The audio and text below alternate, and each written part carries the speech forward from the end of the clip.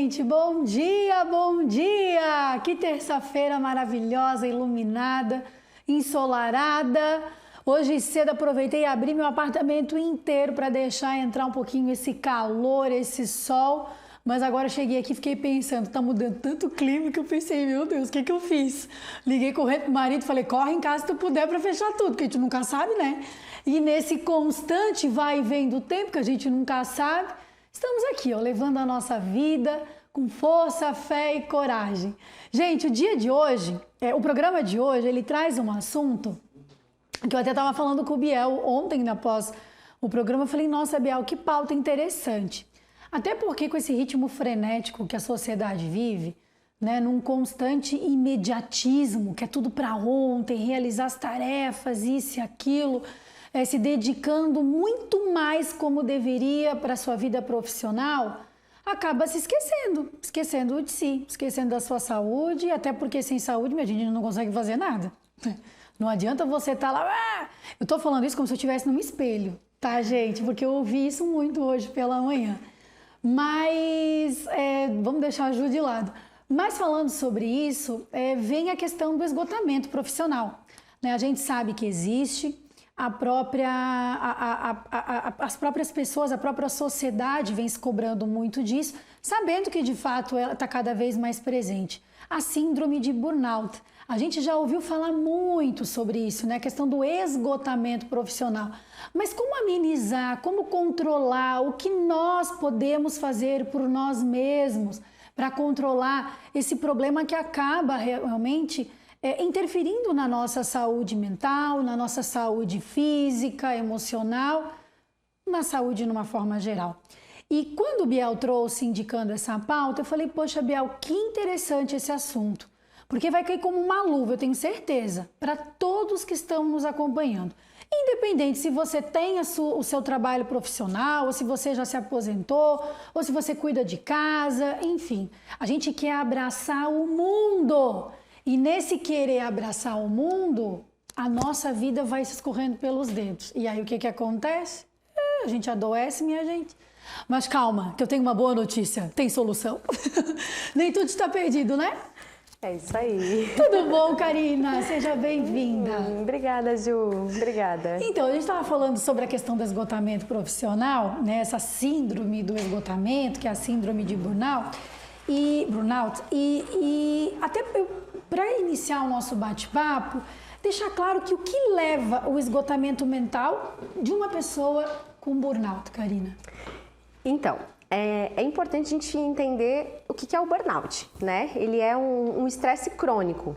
Por que ele é crônico? Porque todo mundo se sente estressado de alguma forma, né, Ju? Sim. A gente tem estresse todo dia, mas o estresse, quando ele não é gerenciado, ou seja, ele está há tanto tempo, a longo prazo, que você acaba ficando nessa estafa que a gente chama, né?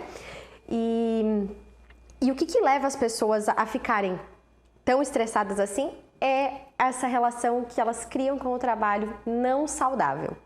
Então, assim, tudo aquilo que a gente faz em excesso, a gente sabe que a gente está fazendo demais, sim, né? Está fazendo porque está fazendo além do que deveria fazer.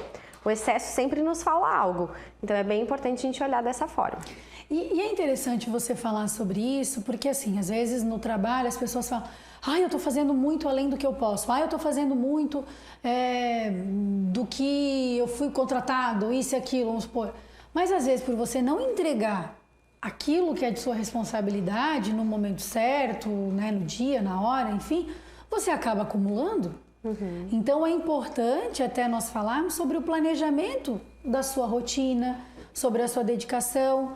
E eu falo isso, gente, porque muitas vezes eu mesma, comigo mesma, olho a minha agenda, eu falo, gente, Juliana, vamos tentar ver prioridade, vamos tentar ver, porque não adianta você querer abraçar o mundo e às vezes não conseguir entregar tudo 100%, né? É humanamente impossível. Karina, e sobre essa questão do esgotamento, quais são os primeiros sinais que aparecem no esgotamento mental, físico, relacionado ao burnout? Então, são 3 características bem marcantes que a gente tem que trazem o burnout, né? A primeira delas é esse esgotamento mesmo emocional que a pessoa vai sentindo. Então, é como se a gente pensasse assim, eu não descanso o suficiente. eu não recupero, eu durmo e continuo acordando cansada. Então, é uma exaustão, sabe? Quando você começa a ter essa sensação mental e física relacionada ao trabalho. A segunda situação bem importante, Ju, é quando a pessoa começa a se isolar. Ou seja, ela começa a criar um afastamento desse trabalho. Não quer mais falar sobre o trabalho, começa a ter sentimentos ruins sobre o trabalho. Então, assim, tudo que é relacionado, ai, não quero, isso aqui, de novo tem que ir lá. Sabe aquela sensação de novo tem que fazer isso, mas uma sensação ruim, negativa frente à situação. E por último, mas não menos importante, é quando a gente percebe uma queda brusca de produtividade desse profissional. Então, esse profissional geralmente ele apresentava muitos bons resultados, tinha uma autoeficácia muito boa e ele começa a ter a produtividade bastante... caindo bastante, né? Então, isso são 3 sinais bem importantes. Bem importantes. E é interessante falar que como a ansiedade é considerada um mal do século, ela pode também se desenvolver a partir da questão desse esgotamento profissional, né? Aliás, tantas outras patologias, enfim, questões emocionais. O que a gente pode fazer, como que a gente pode trabalhar isso numa pessoa que foi diagnosticada, né, depois de uma conversa com um especialista ou até mesmo a partir do momento que ela identificou esses pontos que você falou. Como que seria esse tratamento para burnout? Então, o burnout hoje a gente trata ele principalmente com a psicoterapia, né? É o tratamento indicado. Em alguns casos, em conjunto com a ação medicamentosa, então vai fazer um trabalho em conjunto com o psiquiatra, porque a gente precisa estabilizar o humor desse paciente, né? Sim. Que muitas vezes aí já está bem desregulado, a gente costuma dizer, um basal já está muito alto, né? Então a gente faz esse tratamento em conjunto, mas tem muitas coisas que todo mundo pode fazer de uma forma bem básica e possível em casa, que é observar essa sua rotina e entender que às vezes está fazendo demais. Então, o que tem aqui que eu estou disposto a abrir mão? Às vezes é a gestão do tempo. Eu não sei gerenciar bem o meu tempo, então eu vou procurar alguém para me ajudar com isso, né? Às vezes eu preciso inserir uma atividade física no meu dia, porque eu preciso também descarregar um pouquinho desse estresse, né? A atividade física é uma excelente fonte aí que a gente tem, natural, que todo mundo tem acesso, pode caminhar na praia, pode fazer qualquer coisa que te ajuda muito nisso. Ajuste do sono, né? Então, assim, sono desregulado, gente, é prato cheio para a gente ter uma pessoa estressada, porque aumenta o nível de cortisol e isso desregula completamente o nosso sistema. Então, é muito importante, assim, são 3 fatores que todo mundo consegue fazer de alguma forma e prestar atenção. E, claro, né, procurar ajuda profissional se notar que não dá conta sozinho. Eu ia te falar agora que muitas vezes as pessoas ficam pensando, mas eu não dou conta, eu não consigo isso, aquilo. Procure ajuda de um profissional. Com certeza. Até porque, eu estava acompanhando aqui, ela pode se tornar até uma doença crônica também, né? Exatamente. O estresse mal gerenciado, é isso que acontece, ele acaba se tornando uma doença crônica. Na verdade, hoje a gente não considera ainda um transtorno mental o burnout, né? Por quê? Porque a gente, como profissional de saúde mental, a gente entende que é uma depressão que a pessoa tem a partir do trabalho. Então, é essa grande diferenciação que a gente tem. Porque o estresse, ele tem picos.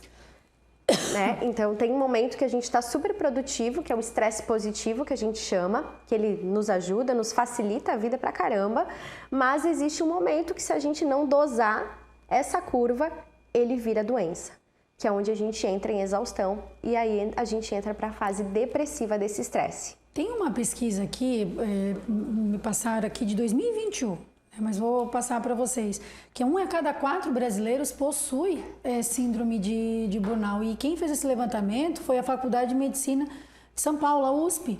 Né? E cerca de 33 milhões de brasileiros têm algo em comum. Por conta das condições de trabalho, 1/3 da força produtiva do país encara o risco da síndrome de burnout, ficando apenas atrás do Japão.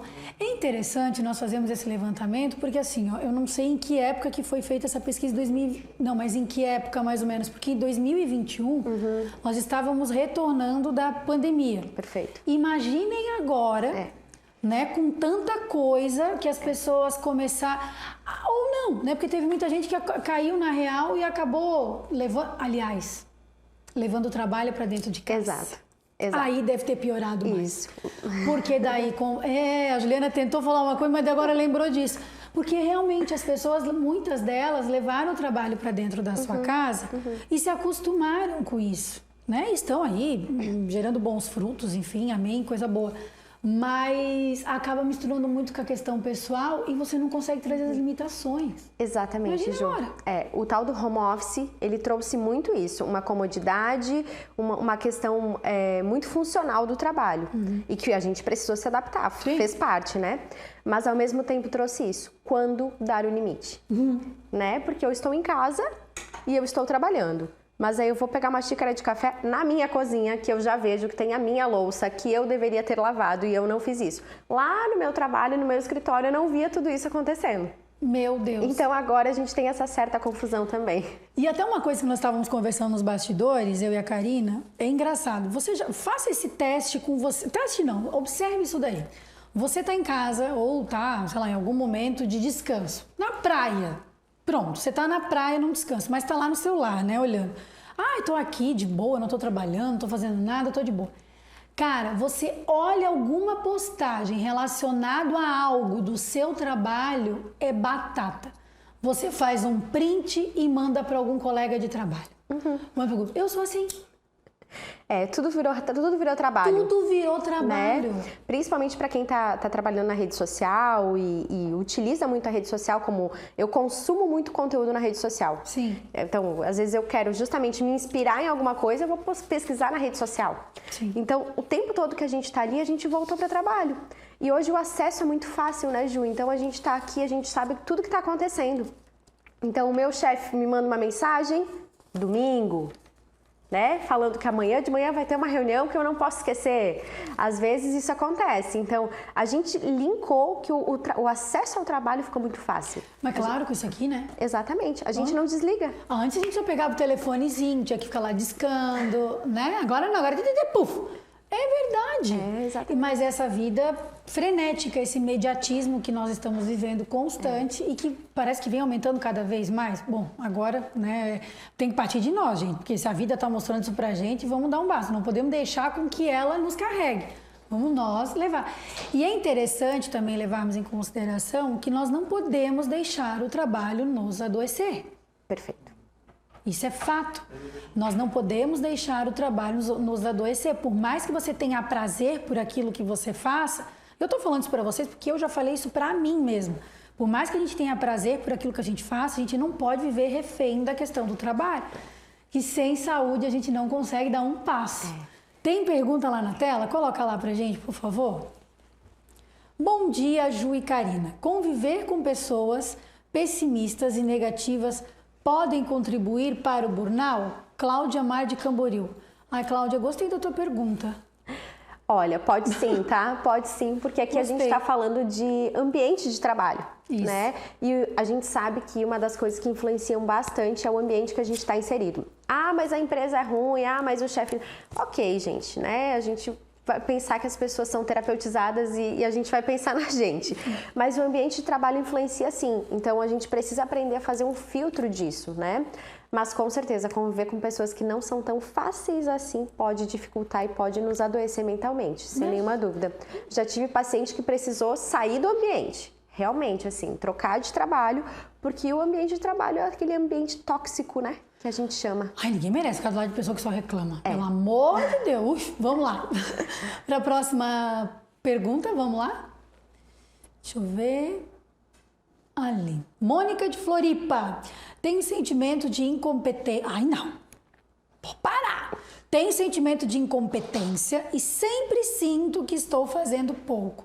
Acabo ficando desanimada para fazer atividades simples. O que fazer? Primeiro, Mônica, desculpa, Karina, se olha no espelho e diga, não, eu não sou incompetente. Vamos mudar esse pensamento.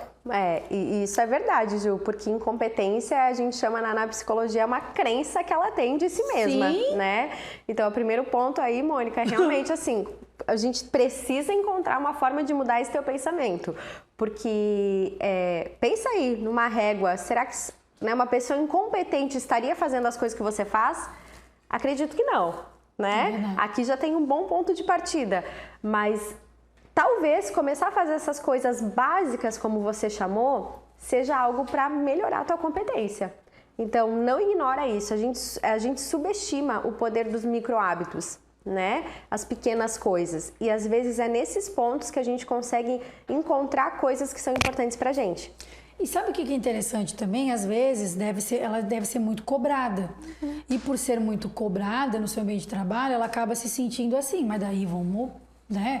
Não é porque a pessoa, um superior ou outra pessoa está cobrando produtividade de você que você vai se sentir incompetente.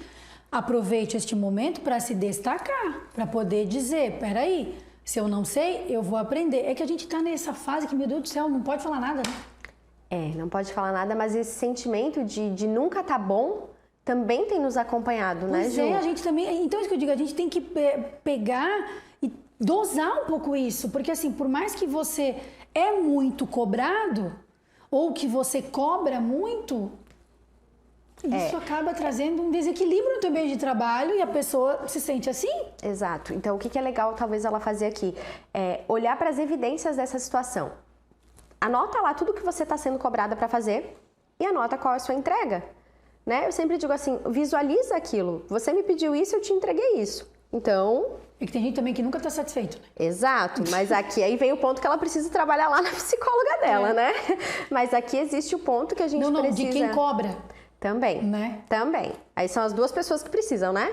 Porque uma que entrega, e eu sempre digo assim, o funcionário bom é aquele que entrega pra caramba, ele faz tudo que é pedido, a empresa não vai querer perder ele não. Sim. Ela vai te segurar. Então, assim, com certeza, se você tá fazendo um bom trabalho e você tá sendo cobrada para fazer sempre mais, geralmente é porque você tá entregando tudo aquilo que é pedido para você. O fato é, reclame e se preocupe quando não chamarem a sua atenção. Porque daí você não faz mais... É verdade, meu pai sempre falava isso. A partir do momento que não chamar mais atenção, é porque não faz mais diferença, não é? Então, pode ser. Vamos lá na próxima pergunta. Mas eu quero falar para a menina lá de Florianópolis, ela não fala mais isso para ela. Mônica, né? Vamos lá, Hélio de Balneário Camboriú.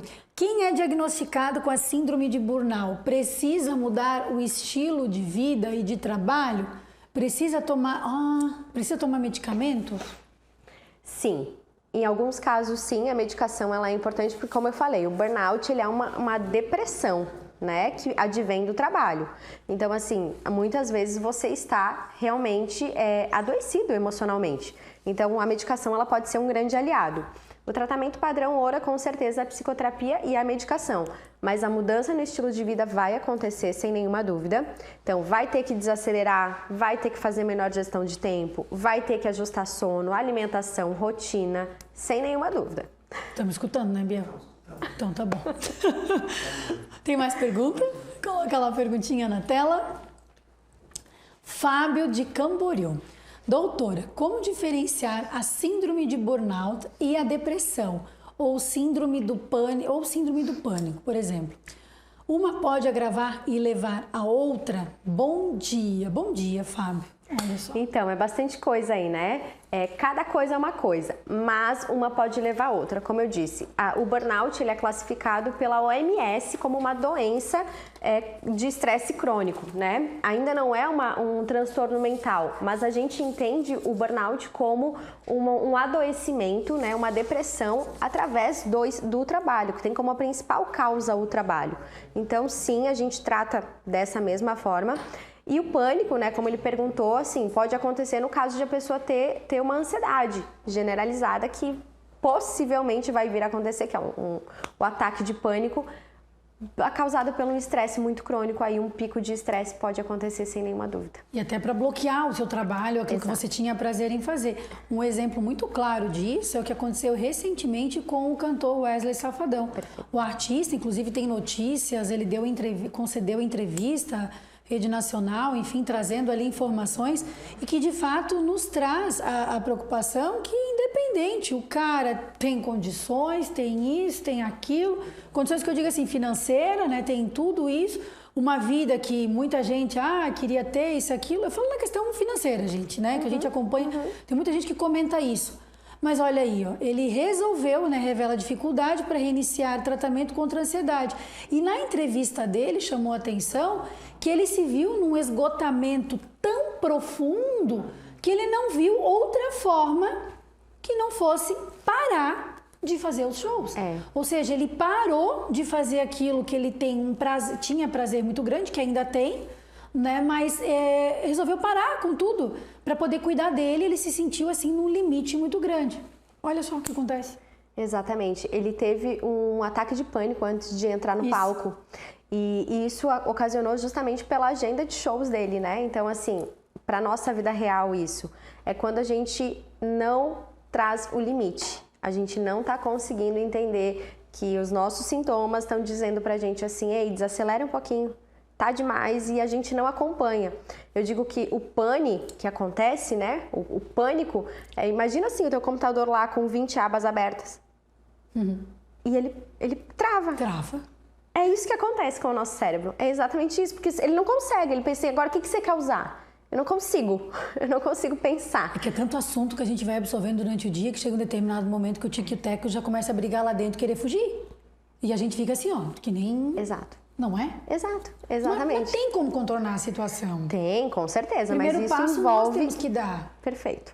Isso envolve a nossa mudança de comportamento. Então, assim, talvez o primeiro passo, uma pergunta que eu gostaria de fazer para vocês é: o que eu estou disposto a abrir mão? Porque é muito fácil a gente colocar coisas na nossa vida. Então, eu quero fazer atividade física. Coloquei uma coisa. Mas e o que eu vou tirar? Porque se eu não estava colocando até agora é porque eu não tinha tempo. Olha isso. Então eu preciso pensar assim, o que eu estou disposto a abrir mão a partir de agora para fazer com que a minha saúde emocional, mental, seja prioridade. Porque eu até falava com o Biel antes, o custo da recuperação que você tem após um burnout, uma ansiedade, uma depressão é muito alto, é moroso. Aquele minuto de silêncio. É verdade? É verdade, gente. Eu digo isso porque eu vivo isso todos os dias, né? Então, assim, quanto custa hoje para você? As pessoas procuram muito sobre isso? Muito, muito. Hoje a ansiedade é a maior causa dos consultórios. Não, mas eu digo assim, nessa questão do esgotamento profissional. Com certeza. Karina, eu tô esgotada profissional, esgotado profissional. Sim. Geralmente ela vem com a queixa de trabalho. E é mais mulher ou homem? A procura é maior por mulheres. Imagina. Por mulheres. O homem tende a ser um pouco mais forte, né? Mais cascadura, assim, né? Assim, eu vou aguentar.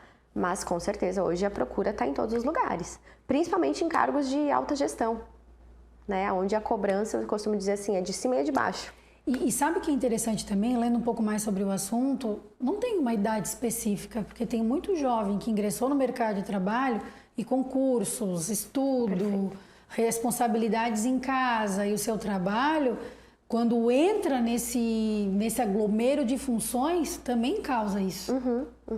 Não, a gente não tem idade para que isso aconteça, né? Gente, bora cuidar do nosso bem mais precioso, porque sem ele a gente não consegue dar um passinho, que é a nossa saúde. Eu sempre falo isso. Vamos cair na realidade, vamos começar a se cuidar. Porque, olha, este assunto, se deixar, a gente fica aqui o dia inteiro falando e vai todo mundo vestindo a carapuça. É verdade, gente, é verdade, porque realmente levante a mão aquele que nunca se sentiu esgotado profissionalmente. No sentido de, meu Deus, cheguei em casa e é muito mais do que um dia exaustivo. Você dorme e você acorda cansado. E aquilo vai se prolongando, é como se fosse um novelo de lã. Quanto mais você vai enrolando, não são nem questões de problemas, às vezes são até questões positivas que você teve durante o dia, mas que te traz esgotamento. Exatamente. Às vezes numa comemoração de alguma coisa positiva, você não consegue nem comemorar direito, porque você já está tão esgotado profissionalmente, com tanta coisa emocionalmente, que você não consegue nem comemorar. Acontece isso, né? Muito, bastante. Eu digo que é a romantização que a gente fez do excesso de trabalho. Né? Essa coisa de, eu tô trabalhando, eu faço o que eu amo, aquela frase que eu tenho pavor, que é trabalhe com o que você ama e você não terá que trabalhar nenhum dia. Pelo contrário, você vai trabalhar muito mais o tempo todo. Ainda mais se você ganha por produção. Exatamente. Meu Deus, você quer produzir cada vez mais para ganhar? Então a gente mesmo se criou isso, que isso era uma romantização maravilhosa do trabalho, né? Que a gente tem que trabalhar com as coisas que a gente gosta e não é. A gente trabalho que é bom não adoece. né? Trabalho que é bom não adoece. Isso é importante a gente saber. Então, a gente precisa olhar para o trabalho como ele é. Existe o tempo da gente trabalhar, existe o tempo da gente ser... Eu costumo dizer assim, né? Não sei se vocês têm aqui, mas quem você é sem o seu crachá? Meu Deus. Quem você é? O que você faz por você quando você tira o teu crachá? Meu Deus, aquele minuto, né? Profundo. É importante a gente pensar sobre isso, porque a gente não é só o nosso trabalho. O trabalho é uma parte de. Assim como é todo o resto. Ninguém aqui tá falando para você parar de trabalhar. Exatamente. Pelo amor de Deus, não é isso. O que nós estamos falando Trabalho é para que dignifica você o homem. cuide da sua saúde. Não, mas é verdade. Ninguém aqui está incentivando para de trabalhar para cuidar de você. Não, não é isso.